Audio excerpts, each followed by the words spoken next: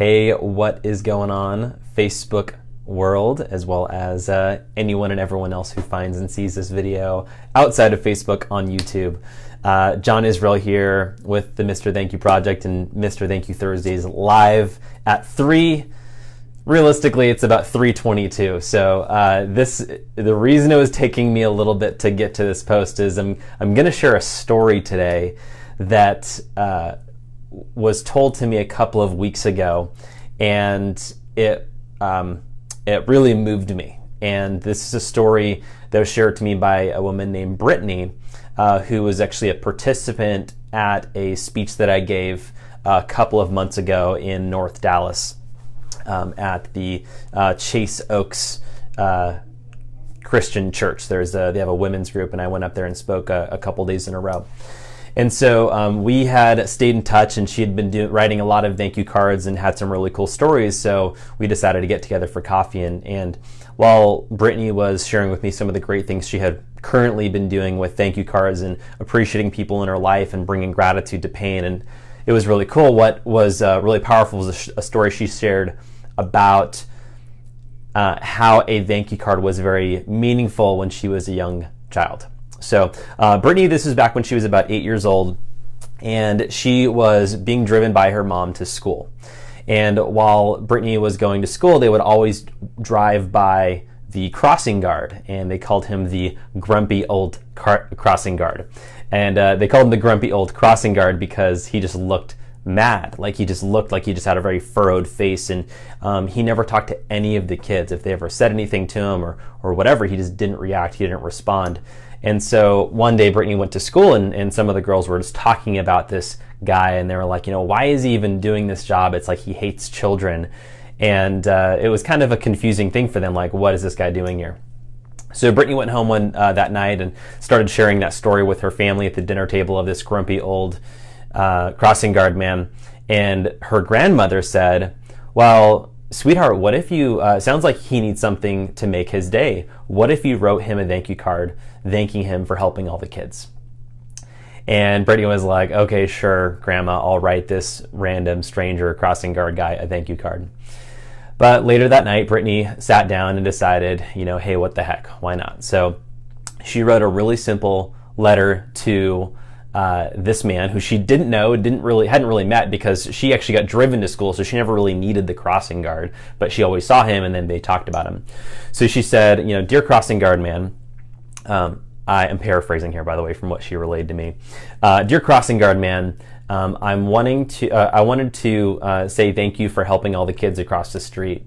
I don't know why you seem upset or why you look angry. But I just wanted to let you know that we really appreciate you helping all the kids stay safe. I hope you have a better day today. God bless, Brittany.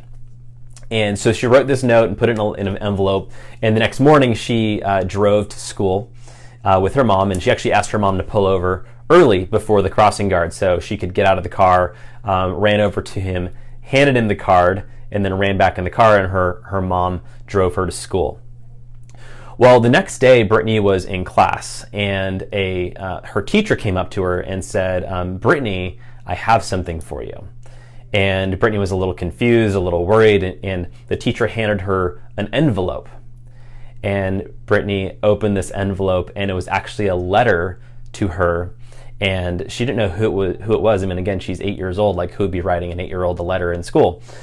So she opens a letter, and it's actually not a letter from the crossing guard guy. It's a letter from the crossing guard guy's wife. And she goes on to tell Brittany, hey, I'm writing you this letter to say thank you on behalf of my husband, because he doesn't have the ability to write this letter to you. You see, what you don't know is that my husband was diagnosed with Parkinson's disease several years ago, and so he's pretty far along in the stages, and there's a whole lot that he can't do anymore. And so I know it looks to you like he might be in pain or angry or upset as the crossing guard, but in fact quite the opposite. He loves children. This is one of the highlights of what he gets to do every single day. He doesn't do it for the money. He does it because it's one of the last things that he can do to be a contribution in the world. And so his face looks the way it does because he can't control his facial muscles anymore. So I just wanted to let you know that. He's not mad, he's not upset, he's very happy every day, and he's even happier because he got your letter. And, Brittany shares with me this story, in current day, right? And she had this moment, this experience of authentically acknowledging and appreciating somebody else that she didn't know, a complete stranger. And her telling me that story was really powerful for me. I was totally losing my stuff and crying in the coffee shop as she shared with me this story, because as many of you know, my own dad passed away of Parkinson's disease back in about 6 months ago.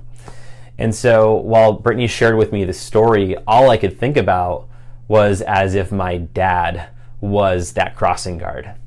Just imagine, because I know exactly what she's talking about when she said, his face looks like he's in pain or he's angry, because the last 3 to 4 years of my dad's life, anytime you would see him, you look at him, you would think that he's in deep, severe pain because his just muscles and his face look so strained.